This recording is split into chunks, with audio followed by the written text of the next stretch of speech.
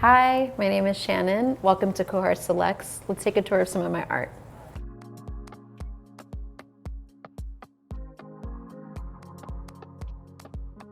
I'm the founder and creative director of YOWIE, a boutique hotel, design studio, and shop based in Philadelphia. Oh my God, this space means so much to me. It is truly a lifelong dream. I have always wanted to be a part of a hotel. I didn't know that I was gonna co-found a hotel. So YOWIE started as a very small shop, a few blocks down actually in this neighborhood. And I just wanted to create a community around artists and makers and find a new voice for myself as a creative. So to have thousands of square feet to design under with my own lens and bring such a community of people together to make it happen, this space means the world to me. That's an understatement, honestly. This is one of the pieces I chose for this area from Alexei Mansour.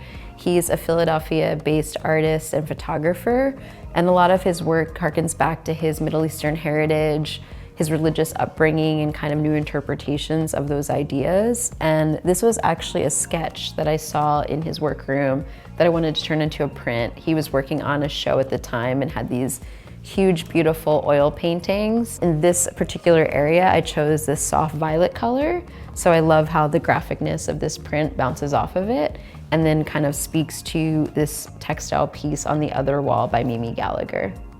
This is one of my favorite pieces in the space by local artist Gallagher. And it's actually two pieces that we've hung together. Both are textiles. And I love how these colors, which is a favorite combo of mine, then also pop off of this soft violet wall. And again, I love how it speaks to Alexei's piece. They feel very much in conversation. If the blinds are up, you can actually see this when you're walking down the street, and it's like a little treat. My process of finding art is very organic. I loved eBay. I was a very early eBay adopter. So I was always trying to find niche posters and paper ephemera. That's always been something I've been into, prints and different paper media. I love when I can find out an artist's story. That is a big part of my process of finding art, is learning about the actual person that made it. But I'm always drawn to color, I'm always drawn to texture.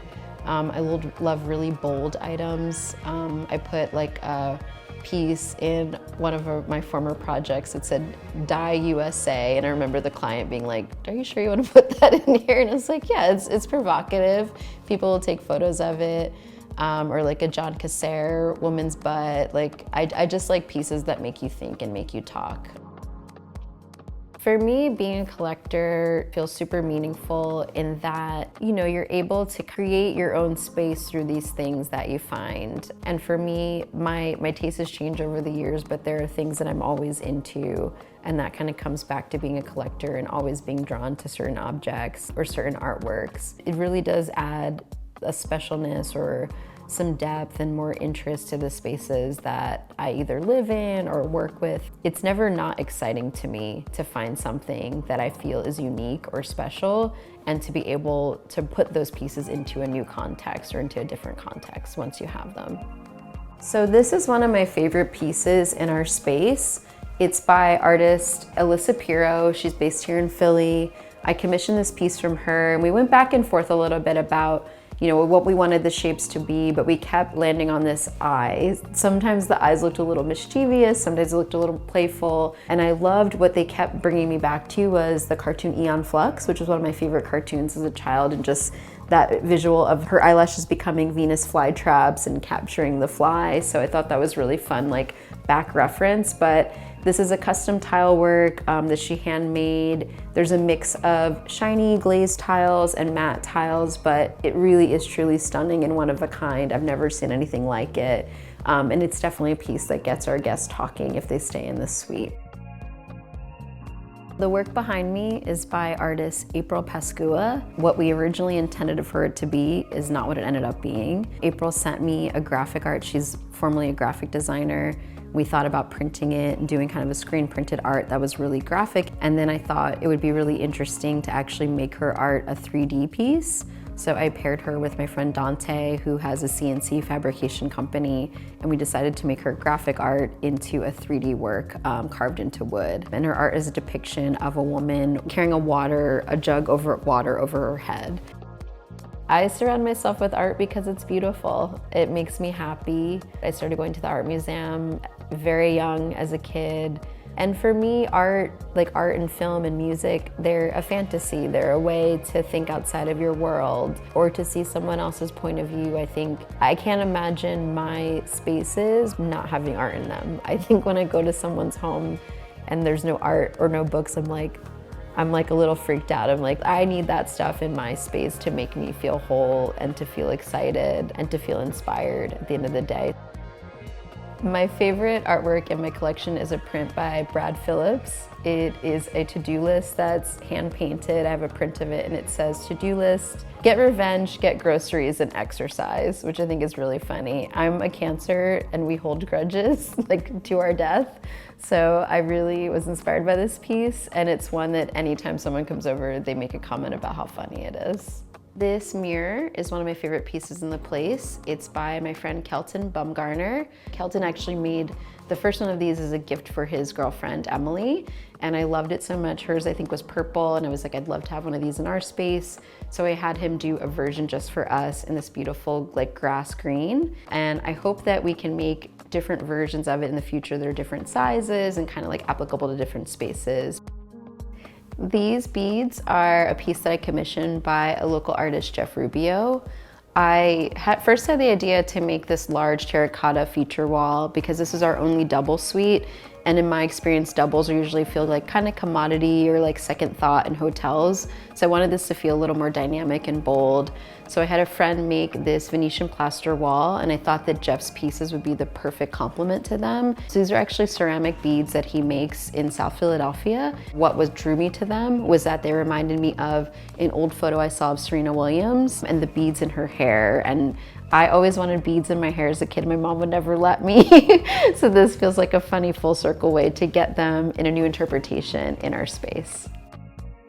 The most important part of this job that I've created for myself at YOWIE is that I'm able to support emerging artists and makers and to sometimes help them see something in their work that they haven't even seen yet. I think the most rewarding part of this is when I go to someone's studio and they show me the things that they think I'm gonna like, and then I see something on the floor or something kind of in the back that they've discarded as an idea or that they don't think is as important or as good. And I'm like, this is amazing, this is the one. And to just give that spark of, I see what you're up to and I know that there's something there and you need to keep working on it, because I would love to see how that evolves. There was this artist I work with on a project years ago, Ethel's Club. His name is Oscar Zhao, I'm sorry if I'm mispronouncing that, but years later, I was in New York and he had a show in the Brooklyn Museum. And when I met him, he was a college student.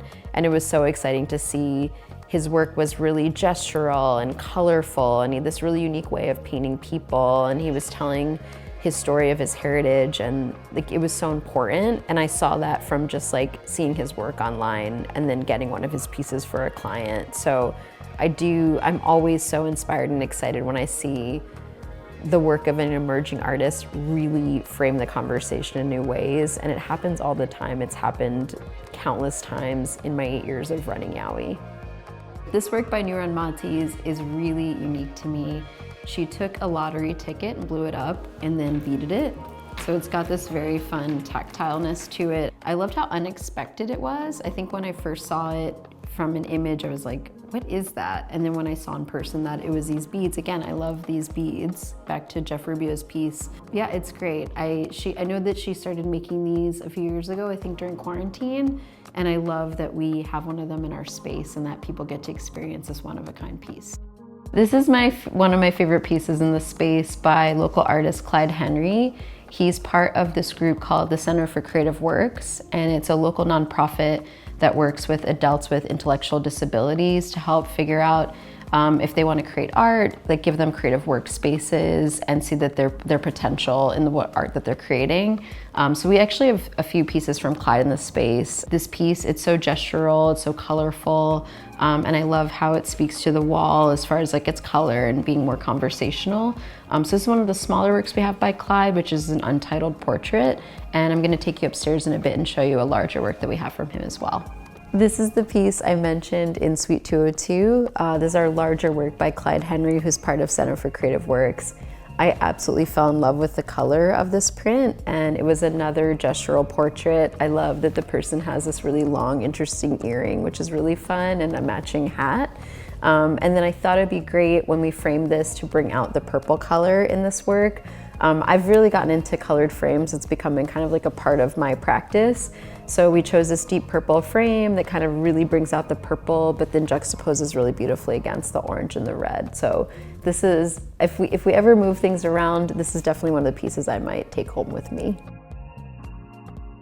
What I love about the Cohart mission is that the way that they're approaching this art marketplace is that it's more democratized, there's more transparency around pricing, which is a huge thing for me. I feel like sometimes I'll go to a gallery and see an amazing show, even in a smaller gallery, and I'm almost too intimidated most of the time to ask what things cost or to commission a piece.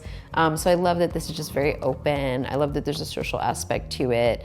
And I'm excited for kind of the way that our shop has become a community of artists. My hope is that artists will also find each other on this platform, the way that me as a collector and a patron will find artists through it as well.